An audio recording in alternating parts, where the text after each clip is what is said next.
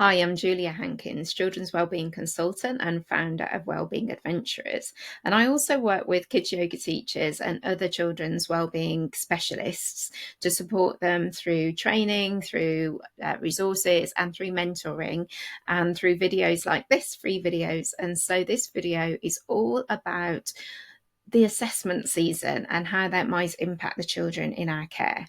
And so I'll be mainly talking about children in the primary age. So for the UK, that's from about 5 upwards to about 11. But I think some of the things that I'm saying are also transferable to secondary too, although that's not my main area of expertise. So assessments happen in most schools. The vast majority of schools do some sort of assessment. In some schools, this can be termly, but for the majority of schools, this is annually. They will be doing some assessments at the end of each term, but they may be more informal. But at the end of each year, of the academic year, that's normally when they do their formal assessments, where they gather what the children know and where they can take them to next. And so how this will look like will vary depending on the year group, depending on the school, depending on their policy. But all children will have some sort of assessment, usually from May onwards. So from the beginning of May till about mid-June, that's around about the time that assessments will be taking place. And if the children are in year 6, then their assessments take place in 1 week, and that's called SATS week, and that is usually the second week in May, and all children the vast majority of children sit the papers at the same time. And so this is the majority of children. Obviously, there are exceptions for children that have been opted out or specific schools that have chosen not to, but the vast majority of children have assessments during the summer term from about the beginning of May till mid to late June. And so this does impact the children you teach, regardless of their age group, because things will be different in the school. And so even if the children themselves aren't necessarily aware of the assessments that are taking place, if the teachers have done it very cannily, the children will still be impacted by changes within the school. And so I think it's something for you to be really aware of when you're working with children of this age group, because they will be impacted by this. And so whether you're teaching within a school day, within curriculum lessons, or whether you're teaching community classes or extracurricular classes, the children's behaviour and the children's energy will be affected. And so I'm going to talk a little bit about how this might show up. So firstly, you may see changes in energy. So it could go either way, really. They could have a lot of pent up energy, like a coiled spring, and they might be like, they might have spent a lot of time focusing or really concentrating on their work or sitting down for longer than usual. And so there might be like a spring ready to burst, or they may be kind of like a really exhausted, pulled, wrenched out spring that's all floppy. And they may be super tired due to completing more work than usual, or changes in their usual day-to-day life, and so they may be exhausted by this. So their energy levels may be different. Their behaviour may show some changes too. And so I think there's a lot of behaviour changes that take place in the summer term, and I'm going to be talking that in next week's video too. So come back for that one, all about summer term behaviour. But even if the school and the teachers and the parents don't make a big deal out of assessments, even if they're really mindful of how they're communicating with the children about this subject, children will still be aware of changes, and they'll still be impacted by changes to their usual routine. And so some children will be affected more than others. Some children are more sensitive than others. But all children are likely to feel the effects of assessments in some way. And that's because assessments bring with them quite a few different aspects. So there's changes in timetables within the school day. So this is sometimes children will need to be in different places, particularly year 6. There'll be children in different parts of the school for the assessments. And so that impacts changes, not just for year 6, but also for the other children. So for example, year 6 might need the hall for assessment week, which might then mean that the children that usually use the hall for PE don't get to have their PE in the hall, maybe have their PE somewhere else in the school, or maybe don't have PE at all. And this is a change that impacts everyone.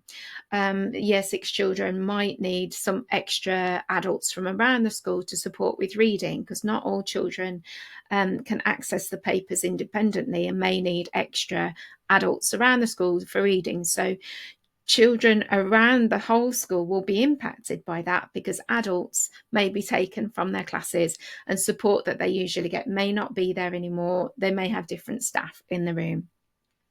Sometimes there can be additional homework involved with assessment season.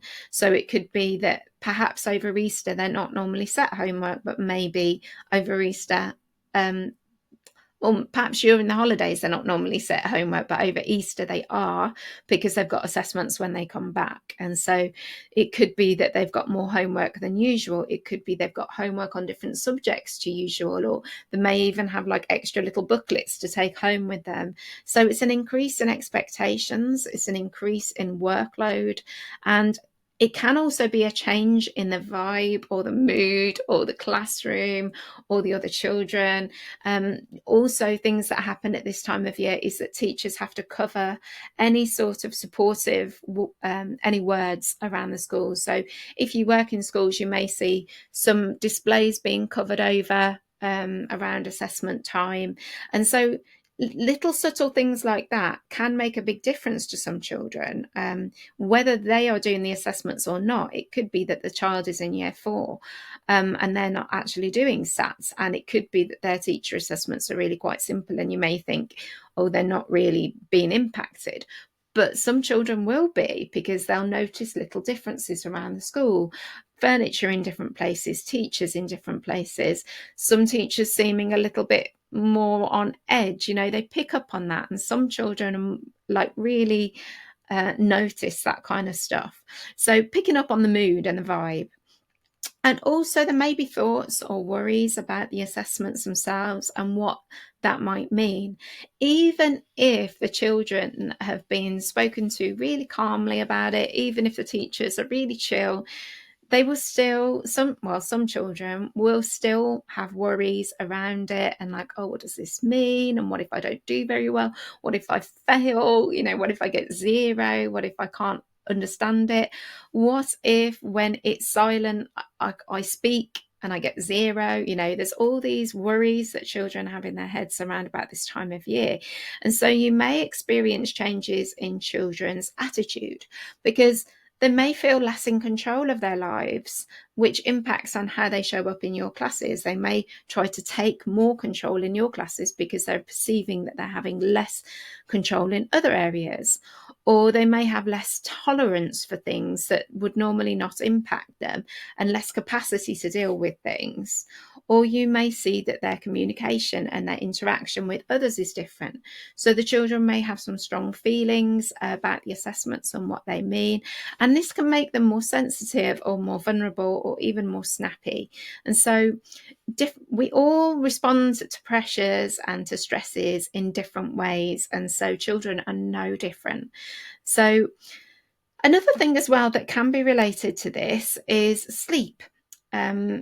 Children's sleep might be impacted because of the exams and the assessments, or they might be impacted by the change in season. So for the UK, our assessment season coincides with the beginning of longer days. And so lighter evenings, lighter mornings, and that combined with any thoughts or worries that the children might be having about the assessments, that can all impact sleep. And it may be that children are getting less sleep to what they usually get. And so this impacts everything. As we know, our sleep really heavily impacts how we show up in the world. So all things considered, this time of year can be tough on kids, and we'll likely feel that rippling into our classes in some way. And so I've got here some top tips for keeping your classes calm during this tumultuous time. So firstly, give space and talk to and share what's happening. Really give the children space to discuss how they're feeling and take the time to listen and try and see things from their perspective, because things that can seem small to us can be really big for the children in our care. So that's giving space and talk for the children to talk. The second thing is meet the needs of the children that are in front of you. So how they're presenting right now. So if that means that you need to change your lesson, do it.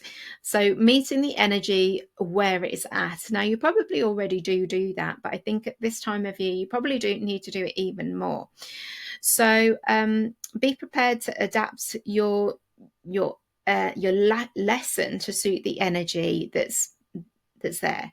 So it could be that if children come in really tired and drained and low energy, they might really appreciate starting with a relaxing story, or they might come in bouncing off the ceiling and super hyper because they're glad that it's the end of the day, in which case a very active warm-up game, or using lots of space and using lots of kind of high energy, that could be supportive too. So just be aware of where the energy is of the children that have come into your class and how you can match that. And my third tip is to be gentle with yourself. The energy of the children ripples out and affects us. And so you may feel too that you might feel discombobulated because the classes for some reason feel different. And it may be that if you're working within a school, it may be that the structure of the school is different for you too. So it could be that the hall has got some things in there that you're not used to, or it could be that you're being expected to teach in a different area. And so these things impact you too, and it's okay,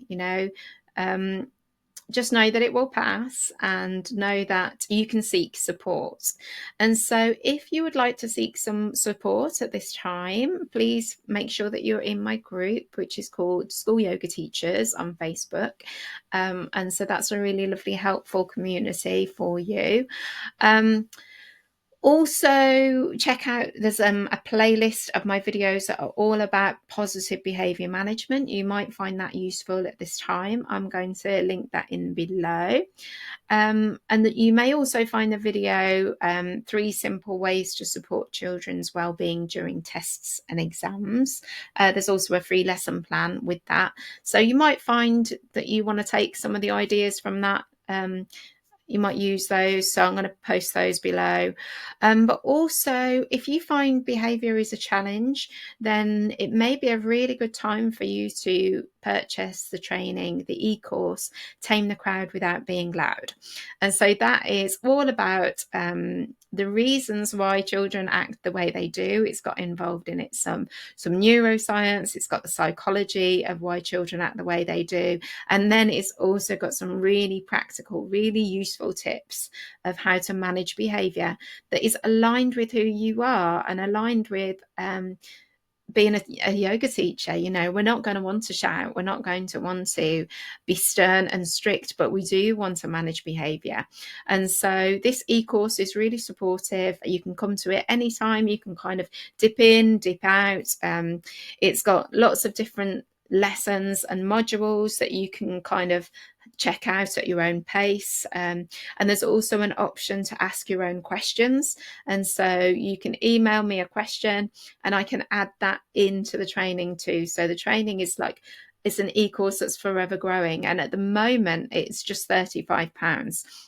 This price is going up to £47 on June the 1st, and that's because since launching the training, there's lots more in there. I've added quite a bit more into there, and it's growing too. So the price of that e-course is going to be £47 on June the 1st.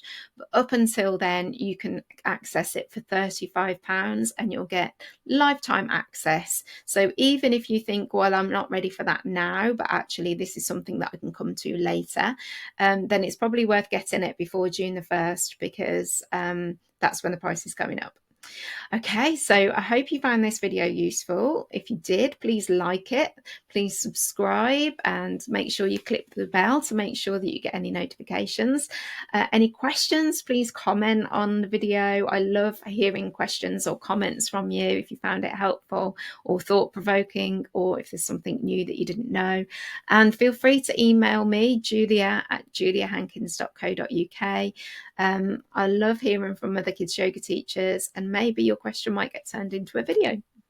Thanks for watching.